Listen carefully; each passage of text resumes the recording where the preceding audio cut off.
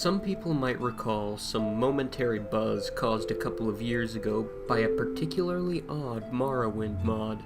The file name was jvk1166z.esp. It was never posted on any of the larger Elder Scrolls communities, usually just smaller boards and role-playing groups. I know in a few cases, rather than being posted, it was sent via PM or email to a chosen few. It was only up for a few days to the best of my knowledge. It caused a buzz because it was a virus, or it seemed to be. If you tried to load the game with the mod active, it would hang at the initial load screen for a full hour and then crash to the desktop. If you let it get that far, your install of Morrowind, along with any save files you had, would become completely corrupted. Nobody could figure out what the mod was trying to do, since it couldn't be opened in the construction set. Eventually, warnings were distributed not to use it if you found it, and things died down. About a year later, in a mod board I used to frequent, someone popped up with the mod again. He said he was PM'd by a lurker who deleted his account immediately after sending. He also said that the person advised him to try playing the mod through DOSBox. For some reason, this worked. Sort of. The game was a bit laggy, and you couldn't get into options, load game, the console, or really anything else other than the game itself. The quick save and quick load hot buttons worked, but that was it. And the quick save file seemed to be just part of the game file, so you couldn't get at it anymore. Some speculated that the changed game used an older graphics renderer, making DOSBox necessary, but it didn't look any different. This part I can speak about from personal experience. Now, when you start a new game in JVK, as the board came to call it, once you left the starting bit in the census office and came into the game proper, the first thing that you notice is that the Prophecy has been severed box pops up. This is because every single NPC having to do with the main quest is dead, with the sole exception of Yagrum Bagarn, the last of the Dwemer. The corpses never despawn, so you can go check on all of them. In effect, you begin in a world that is doomed to start with. The second thing you notice is that you're losing health. It's only a bit, but it keeps happening, a little bit at a time. The longer you stay in one place, the quicker it seems to occur. If you let this health loss kill you, you'll find the cause, a figure we came to call the Assassin, because he seems to wear a retextured version of the Dark Brotherhood armor from Tribunal, even though the expansions don't work in JVK. It's all black, completely untextured, like he's just a hole in space. The way he moves... He gave me quite a start the first time I saw him scuttling around my dead body. He crawls inhumanly on his hands and feet, his arms and legs splayed out like a spider. You'd usually only see him after death, crawling around and over your body just before the reload box popped up. Occasionally you could catch a glimpse of him darting around a corner or crawling on a wall or ceiling. It made the game very difficult to play at night. Other than that, the only noticeable difference is that at night, at random intervals, every NPC in the game will go outside for a few minutes. During this time, the only thing they will say when hailed is, "Watch the sky." Once they return to their normal behavior, they act like normal, though. After a while, a player on the board discovered a new NPC named Tierras, a male Dunmer in the temple at Ghostgate. Two things are notable about this NPC. First is his robe, a unique article of clothing that was lovingly rendered with twinkling stars all across it, looking like a torn-off chunk of the night sky. The second is that all of his dialogue, in addition to showing up in the dialogue box, is voiced. You can skip it if you wish, but It all sounds like it's in the default male Dunmer voice. Some people said that they thought the voice was slightly different, but it was a very, very good imitation. I won't go into the details, but the questline he sends you on has to do with a dungeon referred to simply as the Citadel. Up until this point, the quests were all of a fairly generic, discover the secrets of the ancients bent. The entrance to this dungeon is on a small island far to the west of Morrowind proper. I eventually discovered that if you use a scroll of Icarian flight at the westernmost point on the main landmass and jump directly west, you'd end up almost exactly at the island. Even though the dungeon is called the Citadel, it goes straight down. It dwarfs any other dungeon, both in size and difficulty.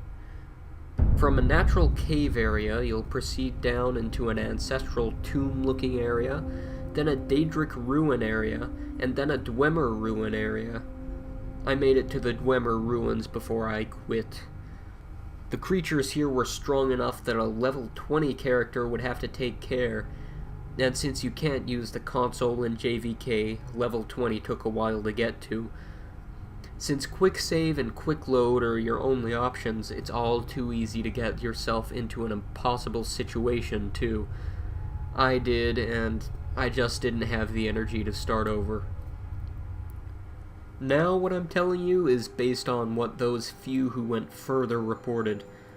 Past the Dwemer ruins, you'll find yourself on a level like the Dwemer ruins, but darker. Rather than the usual bronze, all the surfaces, including those of the creatures, are black. The sounds of machinery are loud here, and grow louder still randomly. There's also steam or fog everywhere, limiting your vision to about 10 in-game feet or so. If you can make it through all this, you will reach a hall that those who have found it called the Portrait Room. Like the fire and torches or other effects from early 3D games, this room has picture frames that always face directly at you, no matter how you look at them. The images in the frames were always randomly chosen images from your My Pictures folder. On the board, the ones who got there had some fun posting screenshots of the portrait room with various pictures in the frames, usually porn, of course. At the end of the hall was a locked door. After admitting defeat and returning to Tierras, everyone just found him saying, "Watch the sky," in his gravelly voice. What's more, nobody else in the game would say anything. There was just a completely blank dialogue box with no options at all. They wouldn't even rattle off the usual canned audible greetings. The only exception was at night. Whenever they'd go out for a few minutes, they'd still repeat it. Watch the sky. At this point, one of the players, a friend of mine from the board, noticed, and a few others who got this far agreed, that the night sky was no longer the usual night sky of Tamriel. It had changed to a depiction of a real night sky, and it moved. From this point on, everything is based on what this one person reported. Eventually, he got himself kicked from the board, but I kept in contact with him for as long as he responded. According to him, based on the constellations and planets, the sky started around February 2005. If you died, loaded, or went back into the Citadel, it would start over. When the usual day sky graphics took over, the movement would be suspended until the stars appeared again. In the space of a single night, everything would move about 2 months' worth. Since the timescale of JVK was more or less that of the standard game, that meant that a bit less than an hour was equal to a 24-hour period. He became convinced that the door would open based on some kind of celestial event. Of course, waiting for that meant leaving the game running. Of course, that meant that the game couldn't be left unattended, thanks to our old friend the assassin. My friend decided he'd hang out for a whole day just to see if anything happened. That would be about a year's worth of movement. Here's the post he made at the end of this experiment. I loaded in Citadel where it all starts. It wasn't too bad, just had to check in now and then to move around and heal to make sure I wasn't dying. But check it out. 24 hours exactly in, and the assassin learned a new trick. He screams! I was reading, and all of a sudden, this crazy loud shriek just about makes me crap myself. It's like something out of a horror movie. I look up, and there he is, just crouched down right in front of me. Of course, the second I moved my character, he ran off. When I went back down to the portrait room, the door was still locked. Damn it, damn it, damn it! A bit later, he came to the decision that he needed to wait 3 days, 3 years. The PM advising us to try DOSBox showed up in February of 2008 was his reasoning anyway. After the first shriek, the assassin stops hitting you out of nowhere. Now he'll shriek, and if you don't move for a few seconds after that, he hits you. I think whoever made the mod was trying to help. At night I've got my headphones on and I was just kinda dozing off when he makes me wake up with a shriek. I jiggle the mouse and I'm good. That post was 2 days in from his laptop. Once it was over, fuck, so fucking done. So I wait the 3 days, right? And right after the fucking assassin made me jiggle the mouse, he shrieks again. So I look, and everyone in town is outside. They're all saying, watch the sky. I don't see anything, though. But then, the game starts getting dark. Like, really dark. I turn up the brightness all the way on my monitor, and I can still barely see. I can see other people in the game, little figures running around in the distance, just running back and forth. If I try to get close, they run off. Now, I was trying to sleep, so the lights are off, and this is kinda creepy. I don't want to get up to turn on my light because I don't want to miss anything, but nothing fucking happens. Eventually, I go back to the Citadel. It's still dark, and I gotta swim, and the whole time, I can see all these guys swimming around me, just barely there.